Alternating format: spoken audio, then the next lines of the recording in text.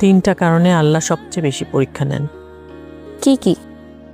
এক, কোনো মানুষ যখন বিপদে পড়ে তখন সে কি ধৈর্য ধরে নাকি ভেঙে পড়ে এটা দেখার জন্য আল্লাহ পরীক্ষা নেয়। আর দুই হলো, মানুষ যখন কষ্ট পায় তখন সে কার কাছে যায়, মানুষের কাছে না আল্লাহর কাছে, এটা দেখার জন্য। তৃতীয়টা কি মা? কোনো মানুষের যখন সব রাস্তা বন্ধ হয়ে যায়, একা হয়ে যায়, তখন সেই মানুষটা মানুষের দরজায় যায় নাকি আল্লাহর দরজায় প্রার্থনা করে, সেটা দেখার জন্য আল্লাহ পরীক্ষা নেন।